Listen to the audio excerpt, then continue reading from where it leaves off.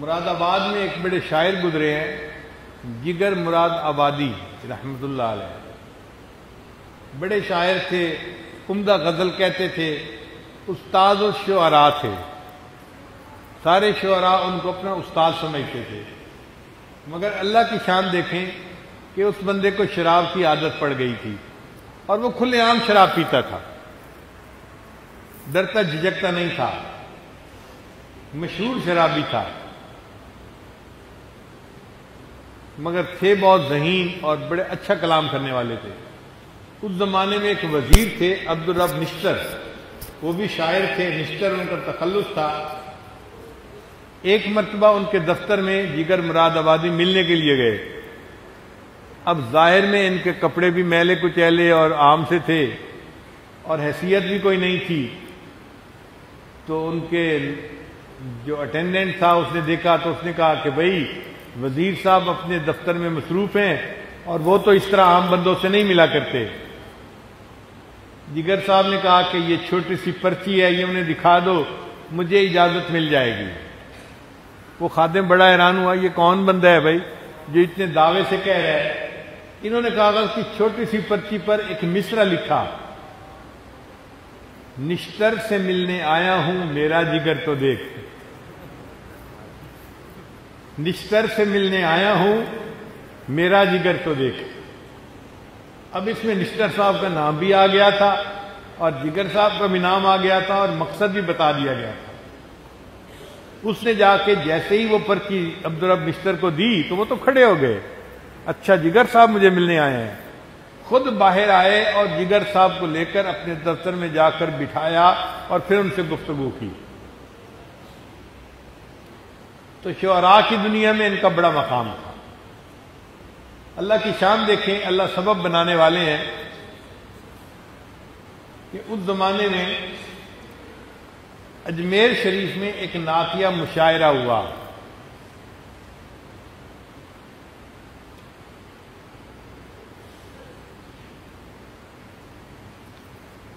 اور جو نعتیہ مشاعرہ تھا وہ بڑے پیمانے پہ تھا، یعنی جیسے بین الاضلاعی مقابلے ہوتے ہیں نا کہ پورے ملک سے شعراء کو بلاؤ۔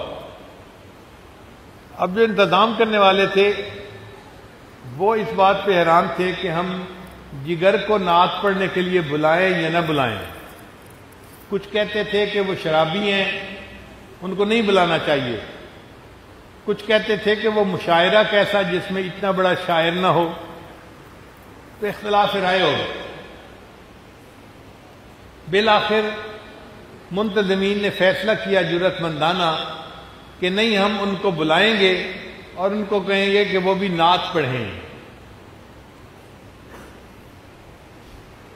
اب انہوں نے جگر مراد آبادی کو اپنی ریکویسٹ پہنچا دی کہ جی ہم مشاعرے کی دعوت دیتے ہیں، آپ آئیں اور نعت پڑھیں۔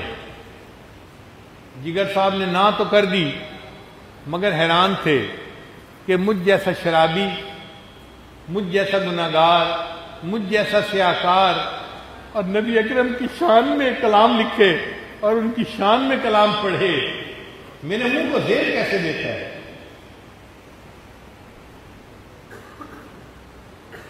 پھر ان کے دوستوں نے ان کو مجبور کیا، مگر ان کو تو نعت لکھنے سے کوئی انس ہی نہیں تھا۔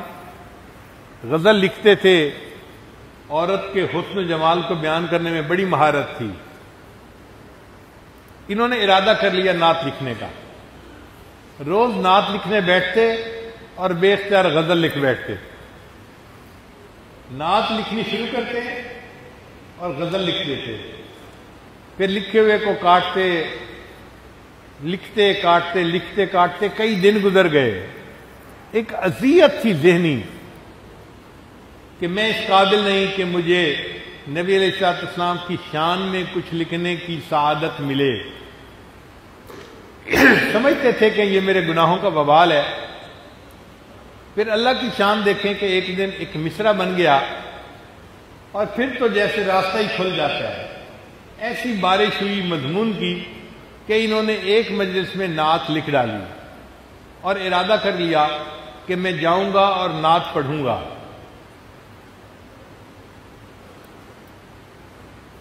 پھر انہوں نے سوچا کہ عوام الناس بکھرے ہوئے ہیں کہ کیسے کوئی ایک شرابی کو نعت پڑھنے کے لیے کہہ سکتا ہے. اگر جگر صاحب نے نعت پڑھی تو ہم ان کی پٹائی کریں گے.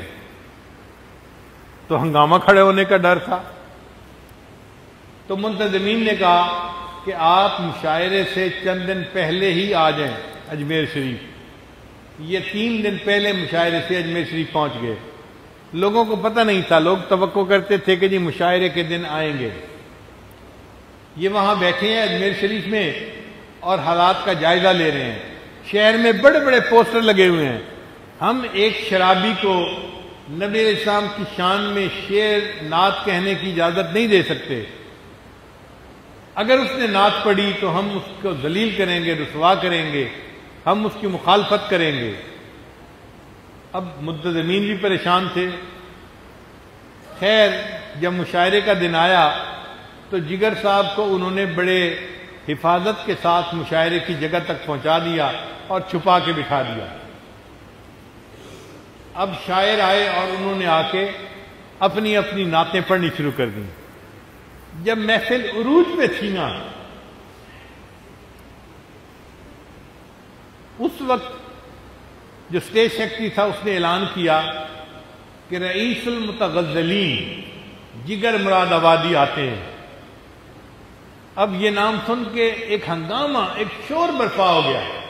مجمع نے کہنا شروع کر دیا نہیں، ہم ان کی نعت نہیں سنیں گے، یہ شرابی ہے، کبابی ہے، ہرگز اجازت نہیں دے سکتے، یہ گستاخی ہے کہ یہ ہمارے آقا صلی اللہ علیہ وسلم کی شان میں کوئی بات کرے.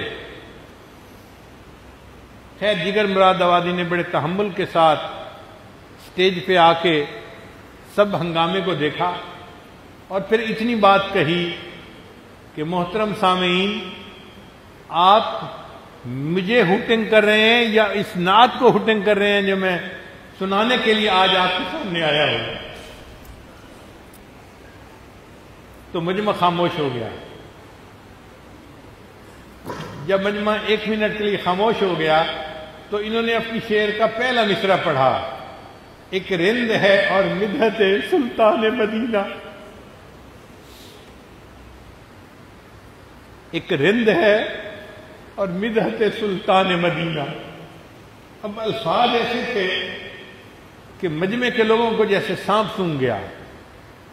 وہ چاہتے تھے کہ ہم بھی سنیں آخر ایک شرابی نے آقا صلی اللہ علیہ وسلم کے بارے میں کیا کہا.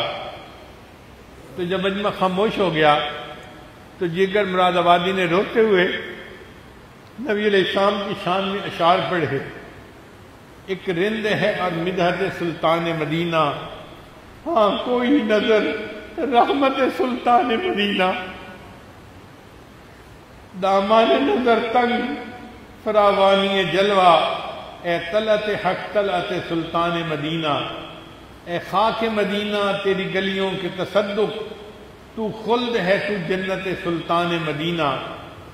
اس طرح کے ہر ساس و مصروف عبادت، دیکھوں میں در دولت سلطان مدینہ. ایک ننگے غم عشق بھی ہے منتظر دید، صدقے تیرے اے صورت سلطان مدینہ. کونین کا غم یاد خدا اور شفاعت، دولت ہے یہی دولت سلطان مدینہ. ظاہر میں غریب الغربا پھر بھی یہ عالم، شاہوں سے سوا سطوت سلطان مدینہ. اس امت عاصی کے نہ منہ پھیر خدایا، نازک ہے بہت غیرت سلطان مدینہ. کچھ ہم کو نہیں کام جگر اور کسی سے، کچھ ہم کو نہیں کام جگر اور کسی سے، کافی ہے بس ایک نسبت سلطان مدینہ. کافی ہے بس ایک نسبت سلطان مدینہ. اب جب یہ انہوں نے نعت پڑھی تو مجمع تو حیران تھا کہ اللہ نے ایک شرابی کے زبان سے کیسی عجیب باتیں کہلوا دی.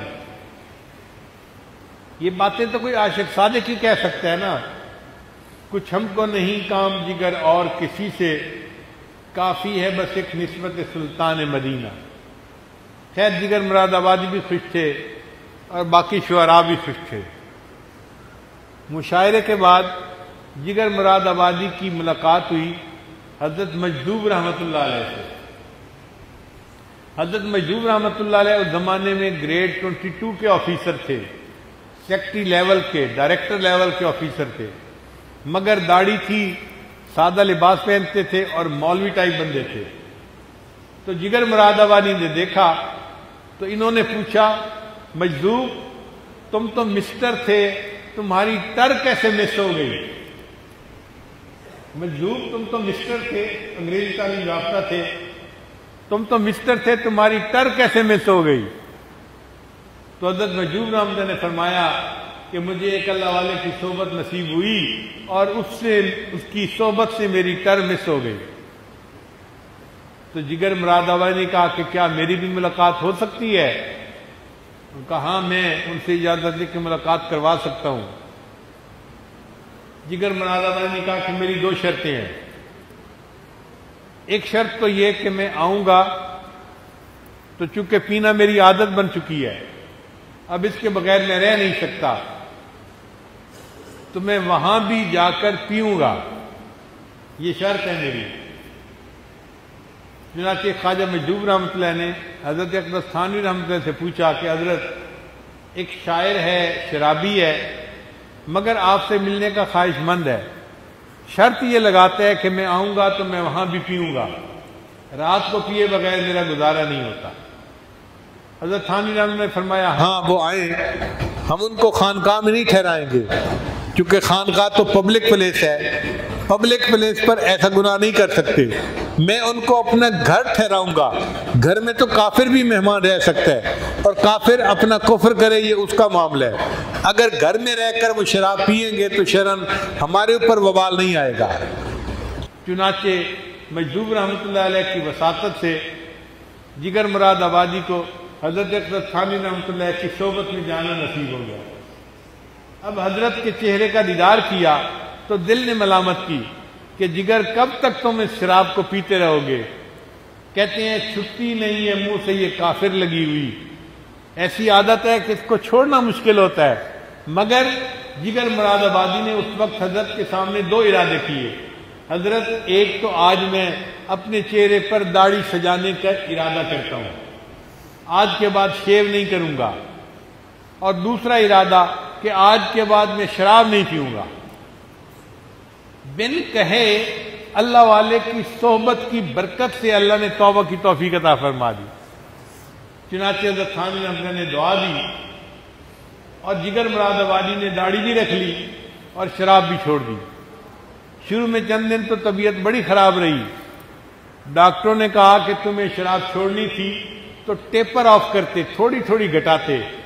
کہنے لگے نہیں، جب میں نے چھوڑنی تھی تو میں نے چھوڑ دی، اب زیادہ سے زیادہ موت ہی آ جائے گی نا، اور کیا، میں اس کے لیے تیار ہوں۔